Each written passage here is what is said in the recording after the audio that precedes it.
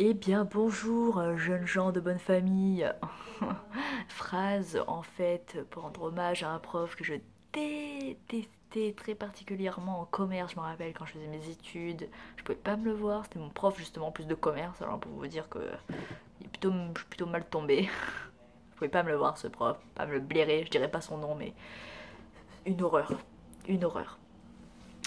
Donc aujourd'hui je reviens encore pour une vidéo dont vous connaissez le thème. J'avais déjà fait une première vidéo lundi dernier. Là voilà, on est lundi et j'en refais une. Donc voilà, après je vais pas vous mentir, hein, j'avais un manque de imagination, voilà, je savais pas trop quoi faire. Je me suis dit bah écoute, autant mettre une partie 2 sachant que tu as quand même d'autres peurs entre guillemets, autant les faire partager, etc. Et donc du coup bah, j'en ai sélectionné encore 5 et on va commencer de la cinquième. Donc la cinquième, si vous vous rappelez, c'est ce qui signifie mes peurs les moins d'actualité, les moins... Oh ça y est, je rebug sur ça. Qui sont le moins actifs chez moi, hein, on va faire plus simple.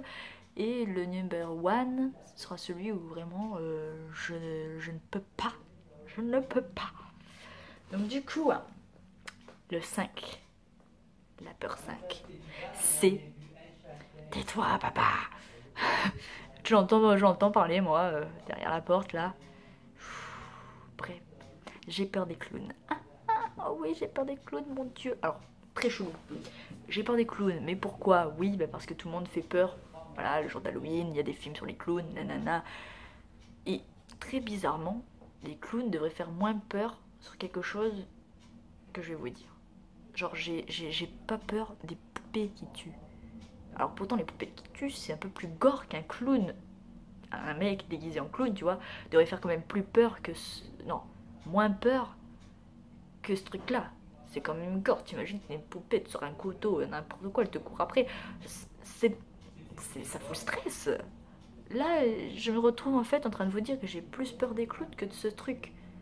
Parce que personnellement, moi je suis fan de ça. Ça me fait rire, moi, limite, les poupées qui tuent, ça me fait rire. C'est qui m'interrompt là? Je vais lui casser la figure. Ah, j'ai un message, oui, je réponds en plein milieu. Euh, je te répondrai après, voilà. Et du coup, on en revient à nos petits moutons là. Donc, plus particulièrement très chelou que j'ai peur du coup. Bah, plus des clowns que de ça, mais voilà. Parce que particulièrement, c'est là où j'en étais. J'ai regardé des films de qui tue. Genre, je suis très fan de Chucky. Moi, ça me fait rire. Ça me fait rire, ça fait pas peur, avouez-le, ça fait pas peur, ça fait rire. Franchement, même un gamin, il rigole devant. Non, j'abuse peut-être, mais un gamin au moins de 10 ans, il a pas peur normalement. Franchement, voilà quoi.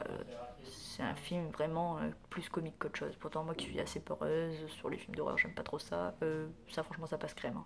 Je peux me les passer même à 3 h du mat, au noir complet. Franchement, je te ferai pas pipi au lit, hein.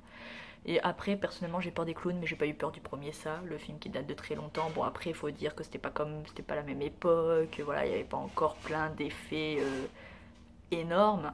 Tandis que celui qui est sorti là, récemment, on va dire ça comme ça, il était quand même un peu plus gore et pourtant j'ai pas eu peur parce que ça faisait pas peur, c'était plus des scènes en fait qui nous impressionnaient en fait sur le coup, c'était tellement dingue que d'un coup t'as une musique, le truc qui t'arrive là, je sais pas comment expliquer, il arrive d'un coup en fait, du coup ça oui ça fait flipper normal, t'es là waouh putain il m'a fait peur le con, mais rien de...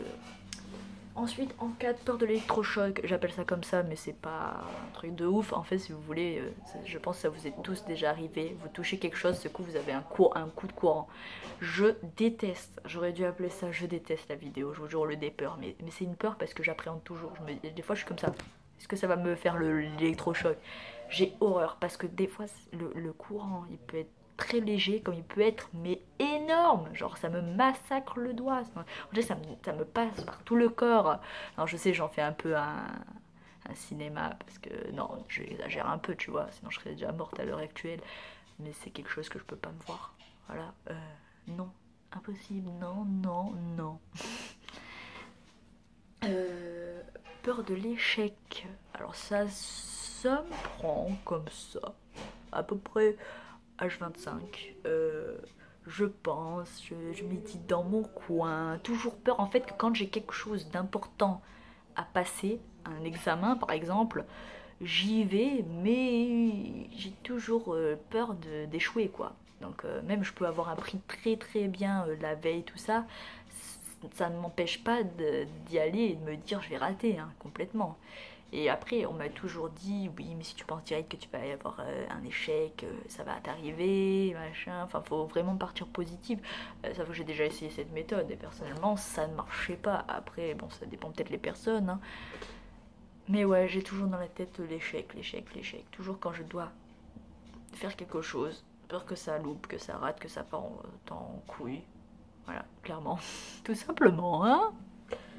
En deux, peur de la paralysie du sommeil. Donc pour ceux qui ne connaîtraient pas, ce serait en fait une phase où tu es entre la réalité et le rêve, quand tu dors bien sûr. Hein.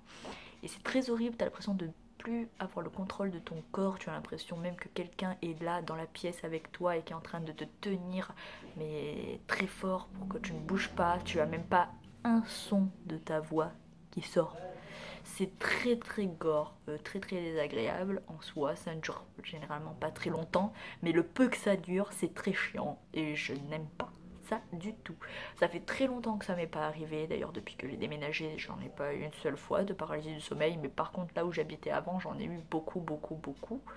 Enfin, j'exagère quand je dis beaucoup, hein, mais en même temps, vu les années que j'ai passé là-bas, depuis que je suis née d'ailleurs, mais c'est très désagréable. D'ailleurs, dites-moi dans les commentaires si vous avez déjà vécu ça et quelles sont vos impressions. D'ailleurs, j'aimerais bien savoir ce que vous en avez pensé hein, de cette expérience, bien sûr.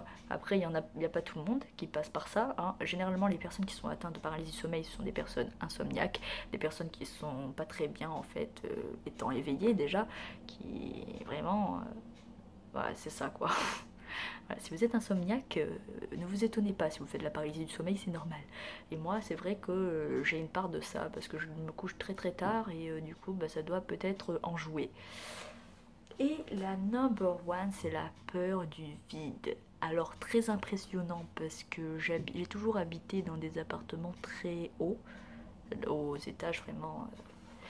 Hein, impressionnant. Genre, avant, j'habitais au 4e étage, mais pourtant, quand j'allais au balcon, que je regardais, j'avais pas trop les vertiges, en fait, ça allait plus ou moins. Là, je suis au 7e étage, je peux vous dire que ça fait un effet de malade, hein. Sachant en plus que j'ai un balcon comme ça, mais il est assez bas. Du coup, t'as l'impression que tu vas passer de l'autre côté, donc ça fait un effet bizarre pour ceux qui ont les vertiges. Moi, je déteste ça de toute façon. Si j'ai plus les pieds au sol, laissez tomber, hein. C'est un carnage. Un carnage. Je me rappelle même les séances d'escalade à l'époque où j'étais à l'école. Non. Ou alors je sais pas comment je faisais, mais la dernière séance où je savais que c'était la note vraiment qui va compter pour le butin, là je me donnais à fond, mais je sais même pas comment j'ai fait. Limite j'étais en haut, je pouvais pas redescendre. Et en plus une fois je me rappelle, j'étais au CM2. Je suis tout en haut. Le prof il a eu la malédiction de m'appeler. Oh là là.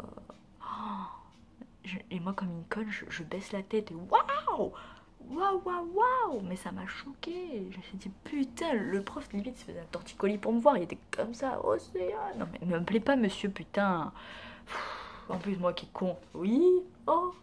Et j'étais comme ça, je descends plus, non, je descends plus, non, vous faites tout péter et c'est pas grave. Bon, j'ai quand même fini par descendre, mais compliqué hein. Voilà, aussi pour escalader des murs, genre pour les descendre, parce que les monter c'est pas trop un problème, c'est surtout pour les descendre le problème. Catastrophe. Non mais vraiment, je suis un cas. Je me vénère quand j'arrive pas à quelque chose. Déjà je fais attendre les autres du coup se vénèrent. Moi je me vénère parce qu'ils sont vénères. Du coup moi ça marche pas en fait. Non, c'est catastrophe.